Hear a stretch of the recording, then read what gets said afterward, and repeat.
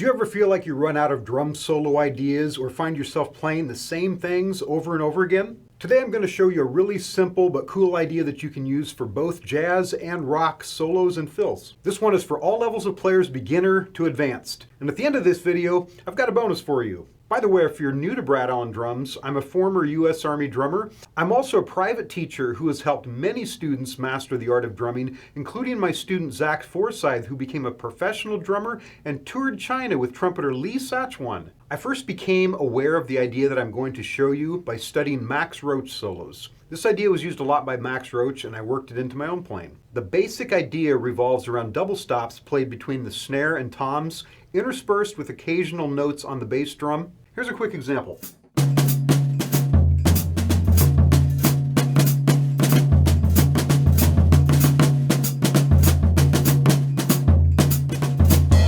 I've found that I really like the sound of the snare with a tom. This sounds much better and much more interesting to me than double stops on two toms. By the way, if you're enjoying these videos, please click the like and subscribe buttons. That really helps me to grow this channel. Thank you in advance. There are many ways to use this figure in your solos or fills. Much of it depends on how you phrase it. As I mentioned earlier, it's equally as useful for rock as it is for jazz. First, here is a one measure example for jazz.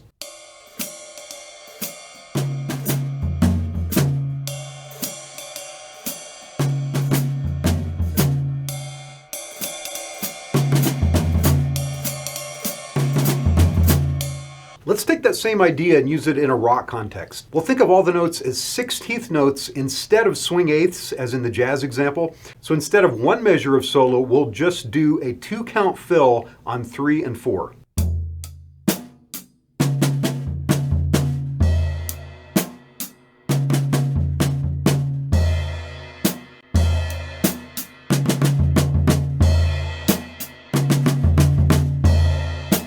Now those are both short examples, but we can extend those into longer ideas and even whole solos. I'm going to give you a longer example here. All I'm doing is playing various rhythms with double stops with my hands, and then I'm filling in between some of those double stops on the bass drum with my foot.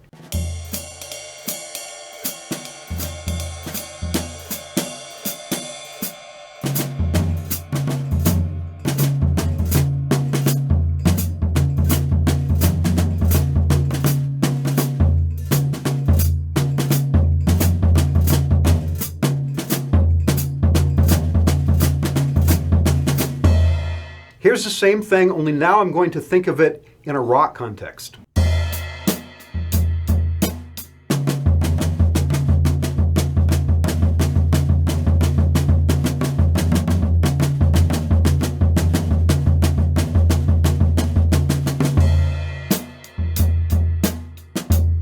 Now, as far as the hi-hat, you can play it on 2 and 4 like I did in the jazz examples. Sometimes I like to play the hi-hat in unison with my bass drum instead. Here's how it sounds.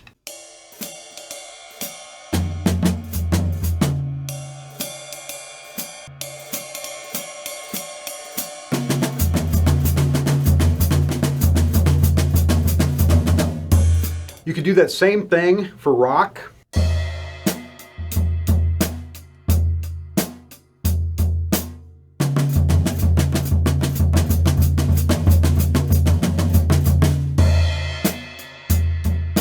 Right, one more thing that sounds really interesting is to start your fill or solo before count 1 with your bass drum. Here's one measure of jazz beat followed by one measure of solo, and I'll start the solo on the last 8th note of the jazz beat.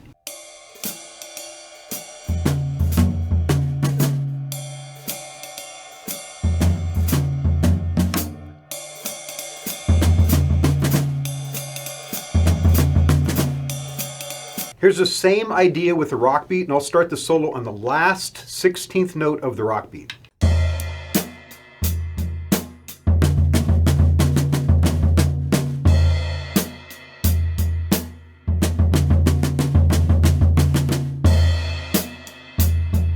All right, here's how I recommend working on this. I recommend practicing this idea both in a jazz context and then rock. Start with very short ideas, maybe just 2 counts of solo. Then try one measure solos, and then longer. You can make up the ideas in your head. You can also write the ideas out on a piece of manuscript paper and then practice them. This is also very effective. Now for the bonus I mentioned earlier. As a thank you for watching today, I have a free gift that I'd like to send you. I have 10 beats that every drummer needs to know that I'd like to send you absolutely free. It comes with a downloadable PDF and an exclusive video demonstrating all the beats. Again, absolutely free. Just follow the link in the video or in the comments below. Please comment below and tell me 2 of your favorite drum soloists. I'll start. 2 of mine are Max Roach and Buddy Rich. Who are yours? Or if you want to just comment helpful, that would also be really awesome. Be sure to subscribe to my channel for new drum videos every week. Thank you for watching, and I have 2 other videos on drum soloing that I know will also really help you. Please watch those next, and I'll see you next time.